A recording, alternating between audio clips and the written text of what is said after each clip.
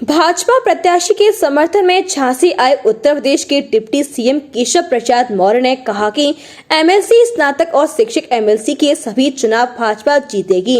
आम जन का केंद्र सरकार और प्रदेश सरकार के जनहित कार्यों से लगातार जुड़ाव बढ़ता जा रहा है। भारतीय जनता पार्टी शिक्षक एमएलसी और स्नातक के चुनाव में लोकतांत्रिक प्रक्रिया के तहत हिस्सा ले रही है और भाजपा सभी चुनाव जीतेगी। उन्होंने कहा, भारतीय जनता पार्टी का सबका साथ सबका विकास पर जबरदस्त समर्थन पार्टी को मिल रहा है।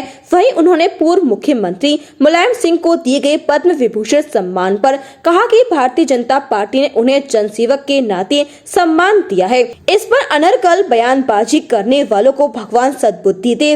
वहीं उन्होंने बागेश्वर धाम के पीठाधीश्वर धीरेन्द्र कृष्ण शास्त्री के गरमा रहे मामले पर कहा कि बागेश्वर धाम पर चल रहा दिव्य दरबार स्वागत योग्य है, इस पर राजनीति नहीं होनी चाहिए। इस दौरान भाजपा के प्रदेश मंत्री और चुनाव की बुंदेलखंड प्रभारी प्रियंका रावत, शिक्षक नेता अशोक राठौर, राज्य मंत्री मनोहर लाल पंत मौजूद रहे। देखिए, आप ऐसे व्यक्ति के बारे में क्यों मुझसे टिप्पणी लेना चाहते हैं? माननीय प्रधानमंत्री श्री नरेंद्र मोदी जी जैसे व्यक्तित्व का जो देश की सरकार चला रहे हैं, इसके पहले जब किसी की सरकार रहती थी तो कोई एक परिवार और एक जाति के महापुरुषों को सम्मान देते थे। हम श्री मुलायम सिंह यादव जी को, हमारे प्रधानमंत्री जी, उनको एक जनसेवक के नाते उनके सम्मान में पद्म विभूषण प्रदान किया। यही सम्मान हमारे पूर्व मुख्यमंत्री, राम भक्त मुख्यमंत्री माननीय कल्याण सिंह जी को भी देने का काम किया गया था। जो अनर्गल बयानबाजी कर रहे हैं, भगवान उनको सद्बुद्धि दे। सर, बागेश्वर धाम पर भी अब धन परिवर्तन के आरोप लग रहे हैं। देखिए, एक्ट तो वही काम करना चाहिए उस पर। नहीं, देखिए ऐसा है, मुझे जानकारी नहीं है क्या आरोप लग रहा है क्या नहीं लग रहा है, लेकिन इस तरह की कोई एक प्रलोभन दे करके कुछ करना और कोई अपने स्वेच्छा से कहीं कोई जाना, ये दोनों में बड़ा अंतर होता है। एक कहीं डरा करके, धमका करके, लालच दे करके, और कोई श्रद्धा से। ये भारत में ये हर व्यक्ति का मौलिक अधिकार है कि कोई अपनी इच्छा से करना चाहे कर सकता है, लेकिन कोई अगर झूठ फरेब और प्रलोभन दे करके ऐसा करता है तो वो गैर कानूनी है। लेकिन मुझे नहीं लगता है कि बागेश्वर सरकार के दरबार के आधार पर जो कार्यक्रम हो रहा है उसका मैं स्वागत करता हूं और उसका सबको सम्मान करना चाहिए और इसमें राजनीतिक बयानबाजी से बचना चाहिए।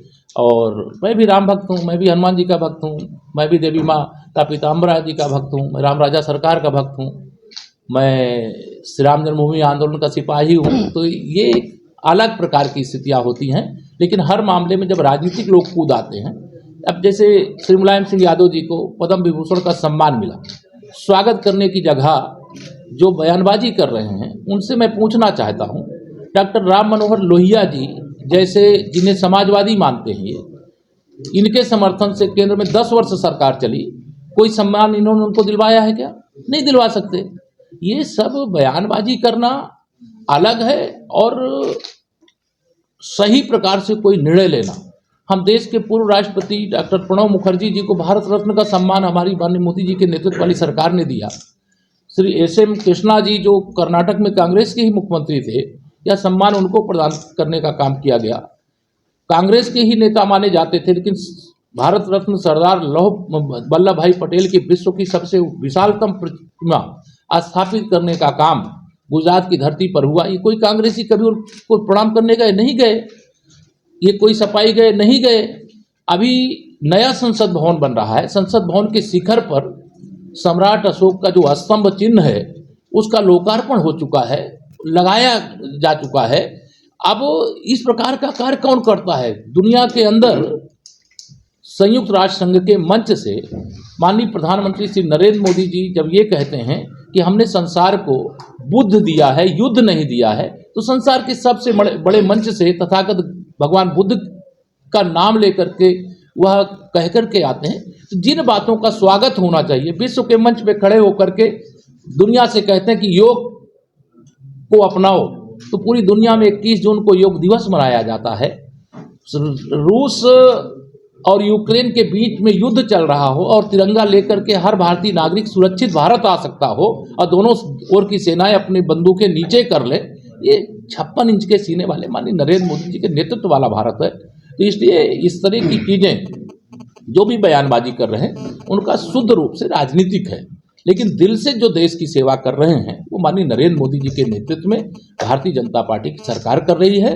और 2014, 2019 और अब 2024 आने वाला, मेरा तो विश्वास है कि 2014 से ज़्यादा सांसद भारतीय जनता पार्टी के 2019 में जीते, 2019 से ज़्यादा यानी 400 पार 2024 में होंगे, ऐसा मेरा विश्वास है। तक एमएलसी की 5 सीटों के लिए होने वाले चुनाव को लेकर के आज जब मैं आप सबके साथ बैठ रहा हूं, तो यहाँ पर हमारी प्रदेश की महामंत्री और यह जो पूरा कानपुर बुंदेलखंड क्षेत्र है, भारतीय जनता पार्टी की प्रभारी इस नाते बहन प्रियंका रावत जी, हमारे जो पिछली बार शिक्षक एमएलसी चुनाव में अब चुनाव लड़े थे और बहुत थोड़े अंतर से चुनाव में विजय प्राप्त करने से वंचित रह गए थे, ऐसे अशोक राठौर जी जो आज भारतीय जनता पार्टी के जो अधिकृत प्रत्याशी श्री बाबूलाल तिवारी जी के समर्थन में और भारतीय जनता पार्टी परिवार का हिस्सा बने हैं। और इधर हमारे प्रदेश सरकार के मंत्री मनोहर लाल जी, हमारी बहन, दोनों बहनें विधायक, एमएलसी और विधायक, और आप सभी पत्रकार मित्रों को एक दिन बाद मैं गणतंत्र दिवस की और बसंत पंचमी की इसलिए शुभकामना दे रहा हूं कि कल आप सबका अवकाश भी था, इसलिए कल हम आपको डिस्टर्ब नहीं किए। एक दुखद समाचार भी एक तरह से झांसी के लिए है, हमारे लोकप्रिय सांसद अनुराग शर्मा जी की माताजी का निधन हो गया है, उस पर शोक भी हम लोग प्रकट कर रहे हैं। और आज की जो यह प्रेस आप सबको बुलाने का काम किया गया है, उसके पीछे का एक ही उद्देश्य है कि जो शिक्षक एमएलसी की और स्नातक एमएलसी की 5 सीटों का चुनाव हो रहा है। भारतीय जनता पार्टी पहले स्नातक सीटों पे तो चुनाव लड़ती थी, लेकिन शिक्षक एमएलसी के चुनाव नहीं लड़ती थी।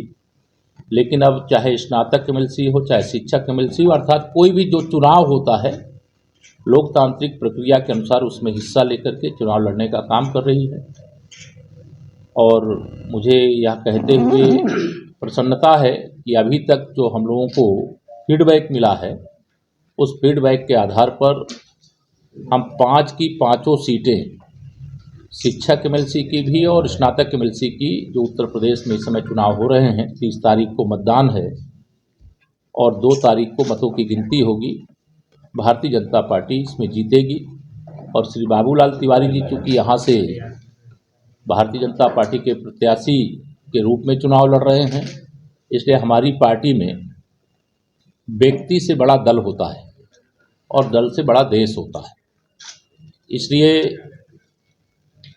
पहले जो चुनाव लड़ते थे या जो चुनाव जीतते थे और भारतीय जनता पार्टी चुनाव नहीं लड़ती थी, इसके कारण से उसमें से कई लोग सफल होकर के सदन में पहुंचते थे। लेकिन आज वातावरण पूरी तरह से देश और प्रदेश में भारतीय जनता पार्टी की आदरणीय प्रधानमंत्री श्री नरेंद्र मोदी जी के नेतृत्व में, आदरणीय मुख्यमंत्री योगी आदित्यनाथ जी के नेतृत्व में जो सरकार है, सरकार के कारण से इतनी अनुकूलता है, क्योंकि सबका साथ, सबका विकास, सबको सम्मान, सबको स्थान देते हुए पार्टी मजबूती से आगे बढ़ रही है।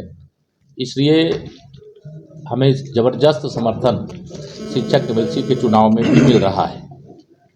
मैं आज यह भी उल्लेख करना चाहूँगा आप सबके साथ, जब मैं आपसे बातचीत कर रहा हूँ, इसी समय देश के माननीय प्रधानमंत्री जी परीक्षा को लेकर के छात्रों के साथ वर्चुअली संवाद करेंगे।